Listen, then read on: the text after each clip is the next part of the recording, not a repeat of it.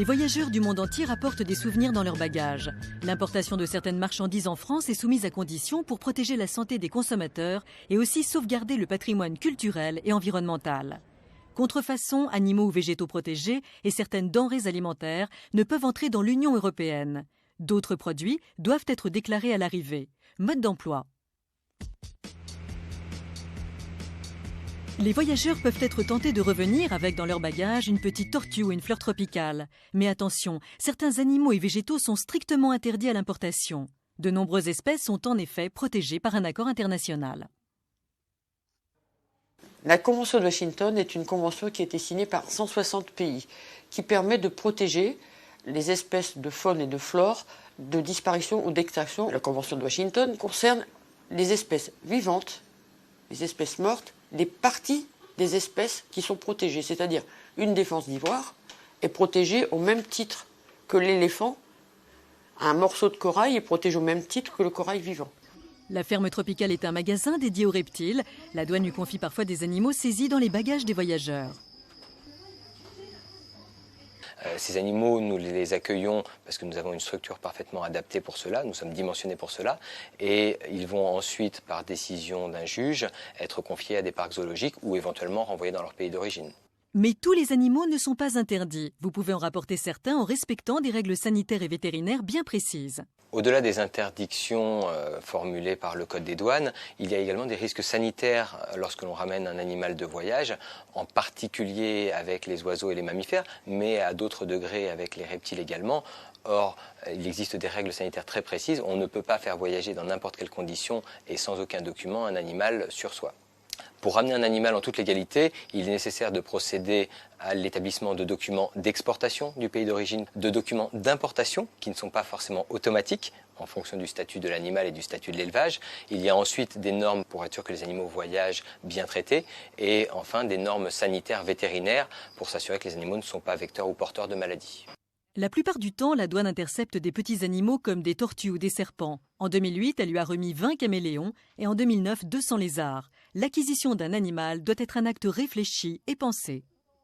Ramener un animal de voyage acheté sur un souk ou sur un marché ne lui sauvera absolument pas la vie, bien au contraire, et ça risque de poser un certain nombre de problèmes quant à l'installation de ces animaux qui ont toujours des besoins très précis et qui, dans ce cas de figure, ne seront pas des besoins anticipés et en pleine connaissance de cause.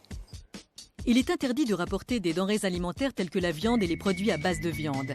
Idem pour le lait et les produits laitiers. En revanche, on peut rapporter au maximum 2 kg de denrées alimentaires correctement conditionnées et achetées dans un commerce. Si ces quantités sont dépassées, il faut obtenir une déclaration des services vétérinaires du pays de provenance qui doit être validée ensuite par les autorités à l'arrivée en France. De retour de vacances, les valises sont souvent plus lourdes qu'au moment du départ. Appareils photos, vêtements, bijoux, elles sont remplies d'achats en tout genre. S'il est autorisé de rapporter ces produits de l'étranger, certaines règles sont à respecter. Que doit-on déclarer lors du passage en douane? 2 possibilités s'offrent à vous. Si vous avez effectué des achats dans un pays hors de l'Union européenne pour un montant inférieur à 430 €, il suffit de passer par la file, rien à déclarer. Les formalités sont terminées. Si les achats représentent un montant supérieur à 430 €, il faut se présenter à la douane côté marchandises à déclarer pour régler les droits et taxes obligatoires. Par exemple, vous avez acheté une montre d'une valeur de 1 000 €. Vous allez présenter la marchandise au service des douanes appuyé de la facture et la taxation sera effectuée par le service des douanes. Vous paierez l'éventuel droit de douane et la TVA et vous aurez ainsi accompli vos formalités douanières. En tout état de cause, il vaut mieux faire preuve d'honnêteté et se présenter spontanément pour déclarer les marchandises importées. Strictement interdites à l'importation, 7 millions de contrefaçons ont tout de même été saisis par la douane en 2009. Ces produits peuvent être dangereux pour la santé et la sécurité du consommateur. Alors comment reconnaître une contrefaçon? Quels sont les risques? Il y a plusieurs indices pour reconnaître une contrefaçon. D'abord, le lieu de vente. C'est important de savoir où est-ce qu'on achète. Il vaut toujours mieux choisir une grande surface ou un magasin spécialisé pour éviter des contrefaçons.